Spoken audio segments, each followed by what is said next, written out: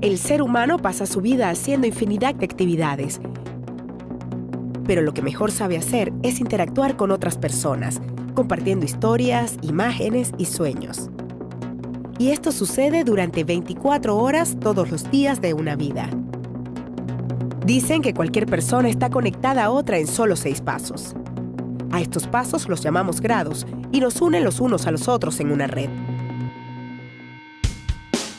Situado en el cerebro, específicamente en el sistema límbico, regula las emociones y garantiza la conservación de la especie, capaz de hacernos responder ante una situación adversa con rapidez y eficacia o paralizarnos por completo.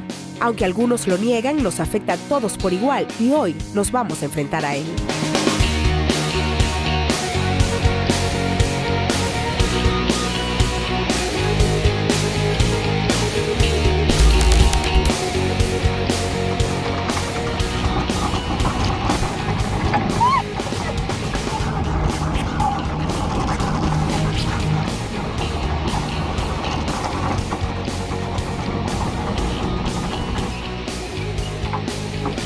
Bueno, Vidia, ¿esto te produce miedo a ti? A mí me produce otras sensaciones desagradables algunas,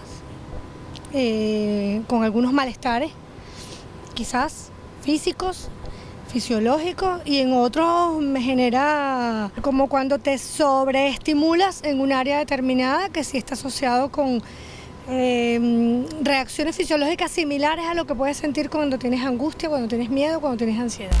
Miedo. El miedo es una cuestión más que todo psicológica. No sé, está asustado. Mira, el miedo es una sensación de inestabilidad, de inseguridad. Pensamientos que nos atacan. El miedo es el primer sentimiento del hombre como ser humano. El enfrentamiento a lo desconocido. El miedo se destapa cuando el ser humano, las personas, encontramos una situación amenazante de nuestra integridad. ¿Se puede temer algo que es real o algo que no existe pero que está en nosotros? Cuando la respuesta del miedo es coherente con la amenaza, podemos decir que estamos hablando de un miedo normal. Cuando ese nivel de entre lo amenazante y lo que tú sientes no es en la misma dimensión, estamos hablando de un miedo patológico o un miedo que tendrías que atender. No, físicamente es como un vacío en el estómago. Me da frío, me paralizo, sudo, todo eso. Me pongo temblorosa, tartamudeo. Como inquietud así física. Me erizo. Se me acelera el corazón. No puedo respirar o algo así. Es una sensación extraña, pues.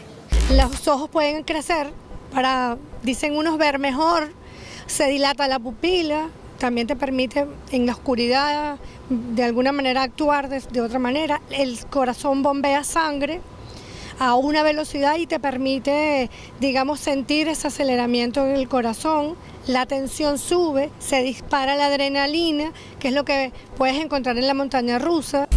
Pero miedo no le tengo a nada, le tengo miedo ni a la muerte. No toda la persona humana tiende a tener miedo.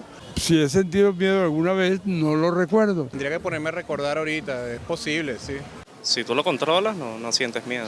Pareciera en nuestra sociedad, como usted está hablando de lo que sales a la calle, tener miedo es casi como una manifestación de debilidad, y no ciertamente es así, al revés. A las alturas. Las cucarachas. A la oscuridad. La inseguridad. Lo que tengo es temor de Dios. El reconocer tus emociones, para muchos de nosotros, los psicólogos, los sociólogos, más bien puede ser un elemento de reconocimiento de salud mental.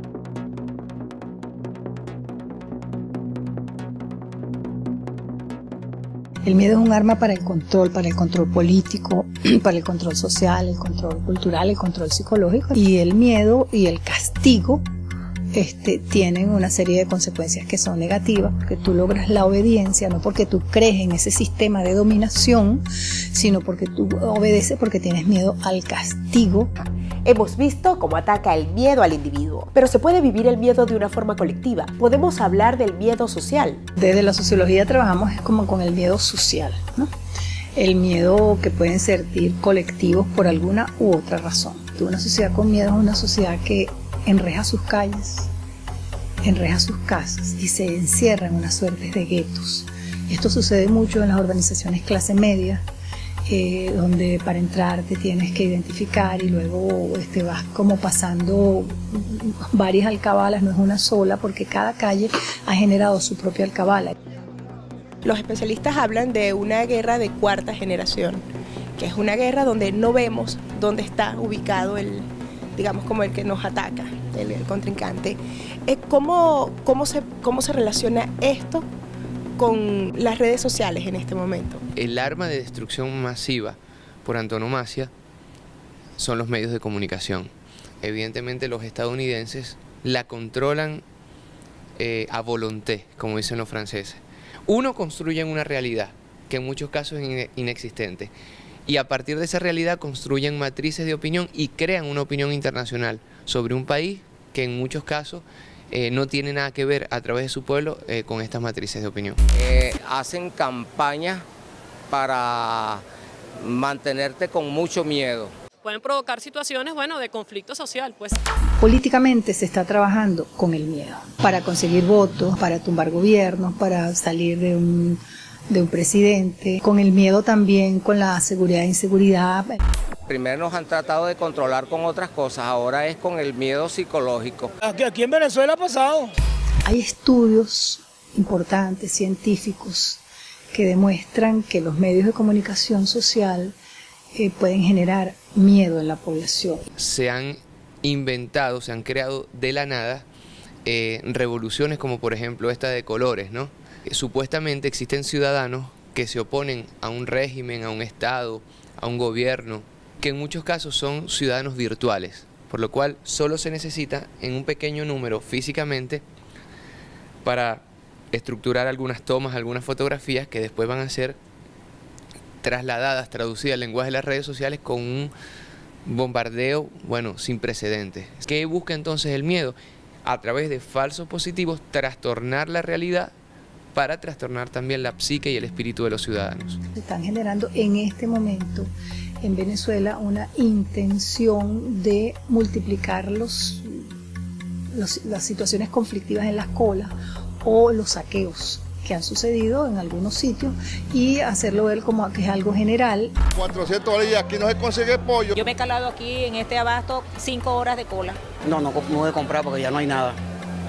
Y yo diría que usando el miedo a la conflictividad social, el miedo a los saqueos, el miedo a las situaciones de violencia en las colas, pues se comienza a generar una matriz de opinión de que esto se va a generalizar. Ya no es necesario que los momios en el Chile del 1970-73, es decir, la alta burguesía y la clase media alta salga a cacerolear o a protestar, porque ya eso se puede crear de la nada como evento. Nosotros en Cayendo y Corriendo mostramos gente que está en el metro actuando, diciendo que este país se está cayendo, que esto se está acabando, pero el efecto que se busca no es que la gente se alebreste en el metro, sino que el mundo entero vea que Venezuela se encuentra de rodillas ante un régimen dictatorial, etcétera, etcétera, etcétera.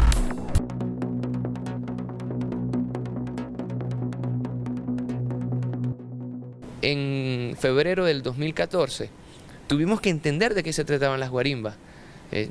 Como comunicador, como investigador, yo tuve que ver qué está pasando aquí. En febrero de 2014, en Venezuela se vivieron las guarimbas, protestas protagonizadas por la clase media que consistía en cerrar calles, obstaculizar el paso y hacer creer al mundo que en Venezuela se vivía una rebelión generalizada. El caso de Venezuela fue curioso porque normalmente lo que ocurre en Europa es que hay una causa, una manifestación, sea pro o antigubernamental, y ese día ocurre solo ese acto. En ese caso tuvimos la oportunidad de ver dos hashtags o dos tendencias o dos posicionamientos ideológicos confrontados en la red más o menos de forma simultánea. Se llegaron a más de 100.000 tweets por cada uno de los bandos y eso significa que hubo un montón de actividad en la red, en un país que hasta el momento pues todo el tema de las redes al parecer no había tenido esa efervescencia. Y por otro lado, la asimetría entre los dos bandos. El porcentaje de personas que utilizaban un teléfono con mayor capacidad tecnológica que podían permitir geolocalizar los tweets era un 10 veces mayor en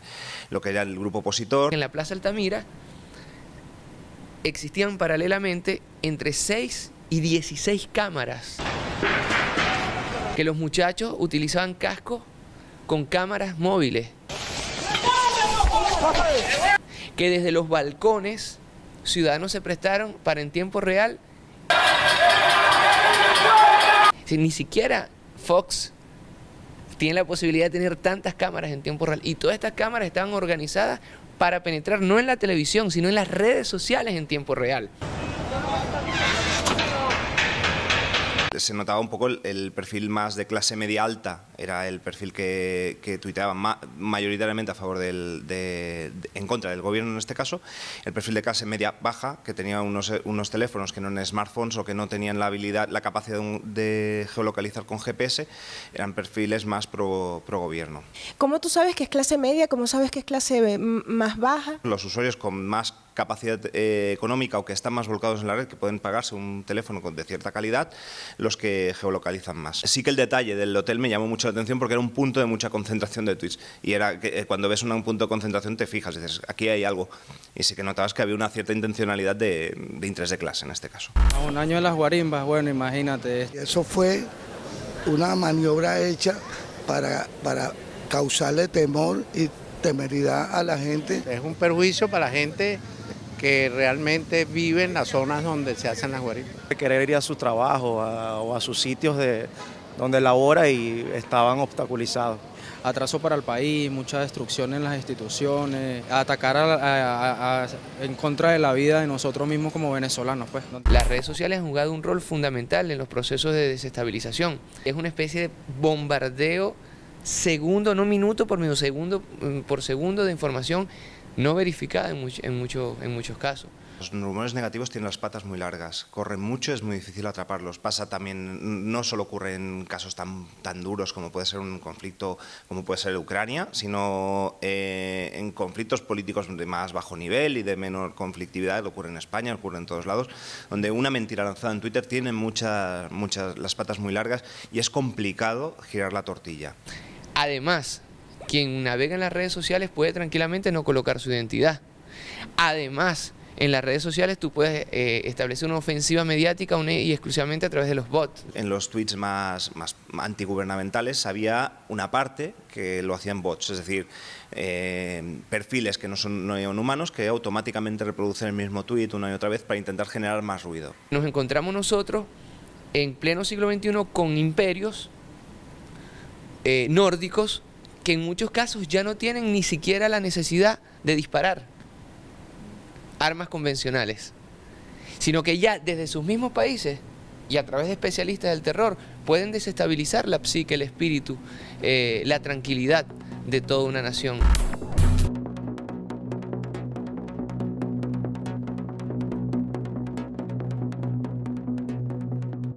Estudios dicen que los medios de comunicación estadounidenses necesitan solamente 2 semanas para crear el malo de la película y bombardear un país. Los medios de comunicación son el canal por excelencia para crear, señalar y difundir al sujeto del miedo. Las Torres Gemelas, los atentados de Londres y Madrid y el ataque al semanario Charlie Hebdo son algunos de los capítulos de la nueva era del miedo.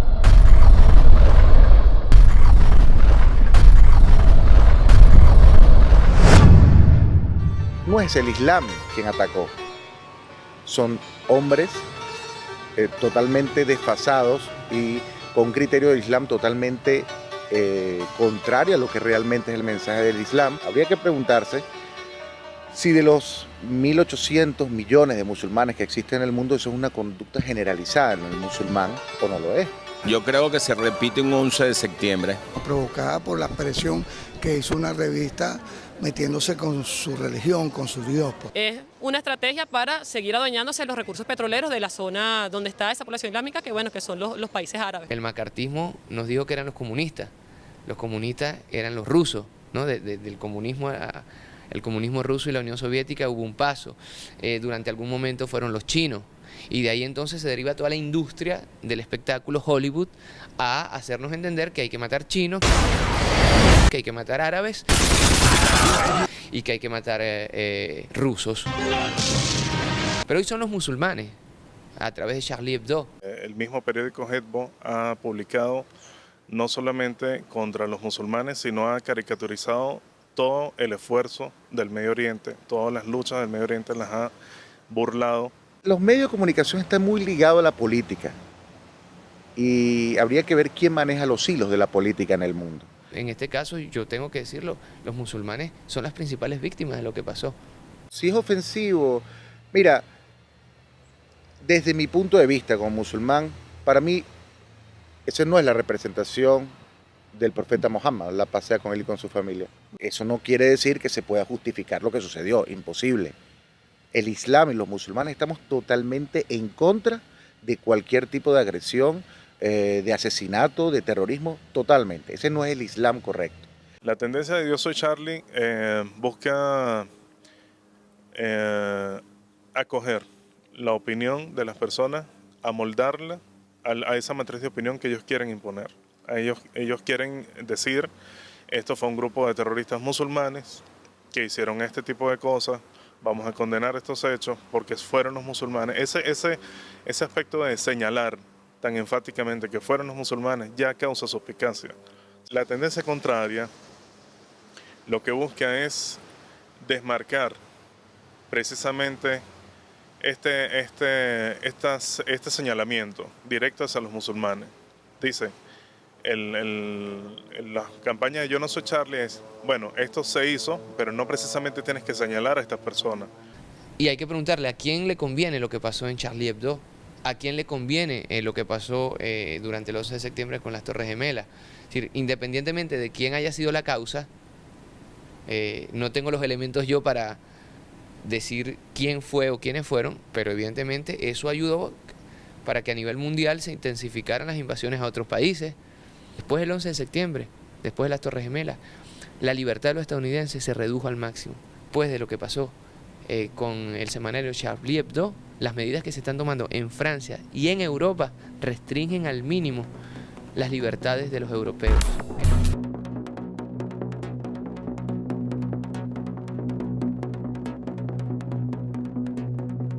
Hay programas A, programas B y programas C. Este programa usted lo puede ver sin la supervisión, con la supervisión de un representante. Ahora no, en las redes sociales, ¿quién va a supervisar qué cosa? Las redes sociales pueden utilizarse para crear matrices de opinión que son capaces de dar la vuelta al mundo en solo segundos y convertirse en una verdad absoluta. Sin embargo, cabe preguntarse cómo son recibidos estos contenidos fuera de la red. Depende de lo que esté pasando, depende de la información. Mucha mentira, hay muchas verdades que no se dicen. Siempre queda la duda. Tiene hasta cierto punto realidad y hasta cierto otro punto ficción. Pues. Algunas son falsas porque siempre inventan rumores. Un ejemplo básico fue lo que hubo hace unos días que según había un paro general. Precisamente era mentira, son cuestiones de comentarios que hicieron en redes. Pues. Hay mucha gente que dice informaciones que son realmente falsas y lo que hacen es pérdida de tiempo. Cuando tú lees un Twitter o lees un mensaje por las redes sociales o oyes una noticia y esa noticia y esa información o alguien que te dice te genera dolor de barriga, angustia, sensación de susto y además llamas y lo reproduces sin ninguna capacidad de análisis, tú estás frente a una respuesta emocional. Pero eso no es lo peor. Lo peor es cuando políticos toman como fuente las redes sociales para tomar decisiones y muchas veces tú ves pronunciamientos de la OEA, pronunciamientos de las mismísimas Naciones Unidas, pronunciamientos de la Unión Europea contra un país, sobre todo el sur del mundo, claro está, y cuando tú vas a analizar los dossiers que se han preparado para fundamentar esas denuncias, para por ejemplo decir que un Estado forajido, en muchos casos tiene como fuente medios de comunicación, redes sociales, televisión, radio, prensa. En esa lucha informativa, en esa guerra psicológica, es una manera de hacer que tú no pienses, que tú no razones, que tú no tengas cabeza fría para evaluar. Habrá gente además que está dispuesta a creer cualquier cosa con un sesgo ideológico. En un momento determinado, si tú eres muy en contra de una determinada posición política, cualquier mensaje negativo de esa posición política, por muy contrastado que después esté, lo vas a creer.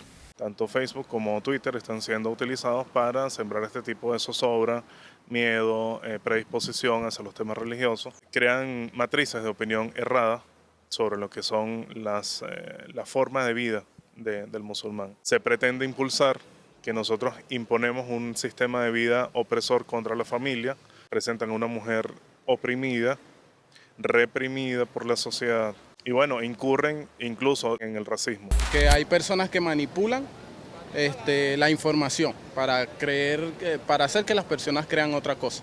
Porque sabes que por televisión puedes transgiversarse mucho la información por la cuestión de editar lo que se quiere ver y lo que no se quiere ver. Me gusta comparar tanto de un lado como del otro las noticias, pues. Uno ve las realidades como son y corrobora que mucha información de la que se transmite no es cierta. ¿Cómo consumimos? ¿Cómo nos relacionamos con redes? ¿Cómo nos relacionamos con toda esta nueva forma también de penetración psicológica? Cuando tú entras en una red social, en muchos casos, tú estás buscando amigos, tú estás queriendo decirle al mundo lo que tú haces en tu vida íntima, tú estás buscando establecer discusiones con gente que no conoces, tú estás buscando información y todo lo que se te presenta, el bombardeo es independientemente de lo que tú estás buscando. Desgraciadamente eso se te presenta como algo cool, algo de moda, y no sabes que estás entregándole a tus enemigos todo, incluso tu vida íntima.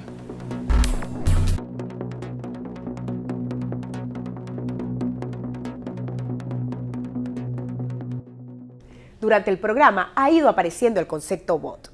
Cuando en redes sociales hablamos de bot o robot, nos estamos refiriendo a programas informáticos que imitan el comportamiento humano. Con ellos se puede conseguir que un tema se convierta en tendencia mundial, no porque los usuarios así lo decidieron, sino porque obedece a una estrategia económica, política o comercial. Bien sabemos que una imagen vale más que 1000 palabras. Y nuestro invitado, José Rodríguez, ya nos dijo que las mentiras en la red tienen las patas muy largas y son difíciles de agarrar.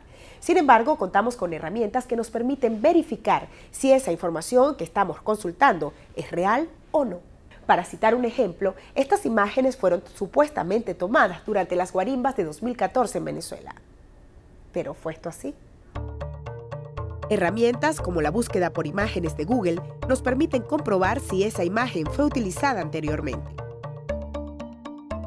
Tecleando la palabra guarimba encontramos más de 400.000 entradas en solo 3 segundos. Si buscamos en imágenes, rápidamente encontramos la supuesta agresión a una mujer por parte de la Guardia Nacional Bolivariana. Para comprobar la veracidad de esta imagen, la guardamos en nuestro ordenador y nos dirigimos a la búsqueda de imágenes de Google. Subimos la imagen y el buscador nos ofrece, entre muchos resultados, un artículo de 2011 donde se habla de la brutalidad policial en El Cairo.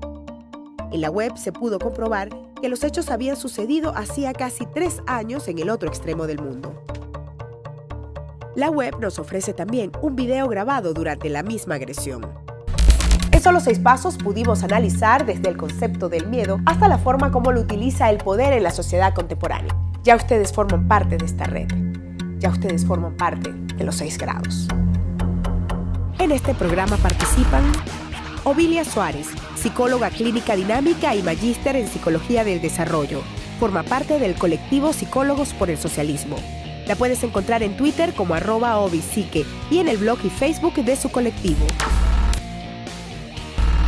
Mariclén Stelling, socióloga y analista, coordinadora del Observatorio Global de los Medios, catedrática de Sociología Política.